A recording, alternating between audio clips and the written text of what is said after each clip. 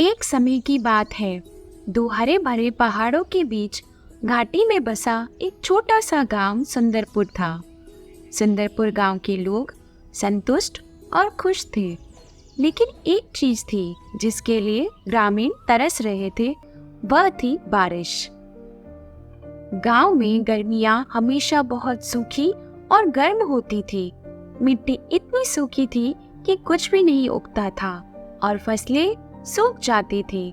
जानवर भूखे मर रहे थे और लोग बारिश के लिए बेताब थे।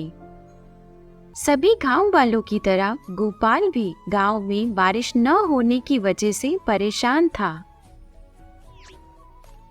पता नहीं कब हमारे गांव में फिर से बारिश आएगी, कब हमारे खेतों में फिर से फसलें लहराएंगी। मैं तो बारिश को देखने के लिए तरस गया हूँ। घर में भी अब कुछ दिनों का ही आटा और चावल बचे हैं। अगर इस बार भी बारिश नहीं हुई तो हमारे खाने के बिल डाले पड़ जाएंगे। तभी एक आदमी गोपाल के पास आता है। अरे गोपाल, तुमने सुना कि नहीं? गांव के सभी बुजुर्ग मिलके बारिश के लिए यज्ञ करने वाले हैं, जिससे कि गांव में बारिश हो सके।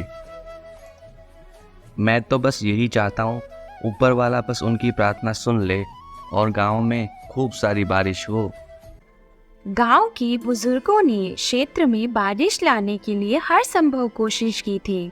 उन्होंने देवताओं से प्रार्थना की और अनुष्ठान किए, लेकिन फिर भी बारिश नहीं हुई। एक दिन गांव में एक रहस्यमय अजनबी आया। वो लंबी सफेद दाढ़ी और बड़ी टोपी वाला एक बूढ़ा आदमी था और वह अपने साथ एक बड़ा थैला रखता था। सभी लोग उसे बाबा के नाम से बुलाने लगे। मैं पैदल यात्रा के लिए निकला हूँ।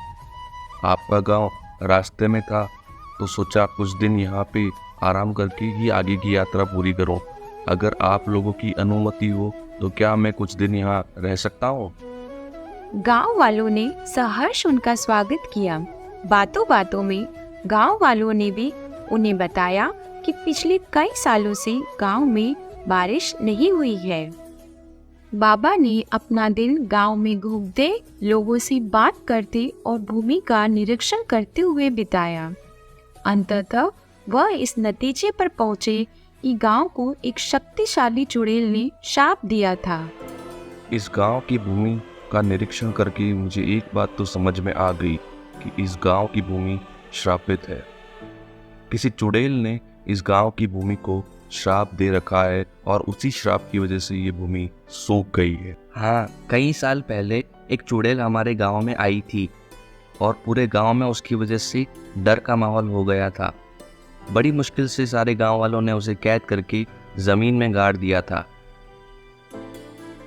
हो ना हो, उसी चुड़ैल ने गांव वालों से दुश्मनी निकालने के लिए इस भूमि को श्रापित किया होगा, जिसकी वजह से यह भूमि सूख गई है।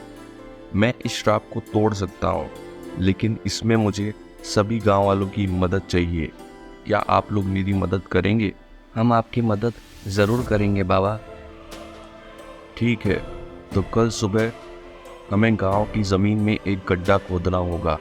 गांव के जितने भी आदमी हैं वो कल सुबह मेरे साथ गांव के पास के मैदान में चलेंगे। आगे की बात मैं वहीं बताऊंगा। गांव वाले बाबा की मदद करने के लिए सहमत हो गए। अगले दिन गांव वालों ने उस बाबा के कहे अनुसार जमीन में एक गड्ढा खोदा। बाबा ने अपने थैले में से पानी से भरा एक बड़ा जार निकाला। उसने जार को गड्ढे में रख दिया।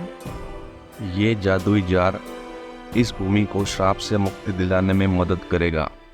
मैंने जार को गड्ढे में रख दिया है। अब इस गड्ढे को वापस से ढक दो। गांव वालों ने वैसा ही किया।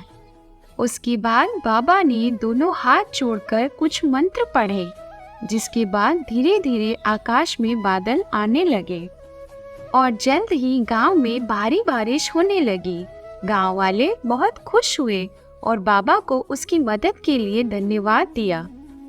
उसके बाद कई दिनों तक बारिश होती रही और गांव वाले फिर से फसलें उगाने और स्वस्थ जानवरों को पालने में सक्षम हो गए। कुछ ही समय में गांव फिर से हरा भरा हो गया। और कुछ समय बाद बाबा भी अपनी यात्रा के लिए निकल गए, लेकिन लोग उनकी मदद के लिए हमेशा आभारी रहे। ये सब बाबा और उनकी चमत्कारी जान की वजह से ही हुआ है। अगर वो नहीं होते तो आज भी हम बारिश को तरस ही रहे होते। उस दिन के बाद से जब भी गांव में बारिश होती, लोग बाबा और उनके जादुई जार को याद करते।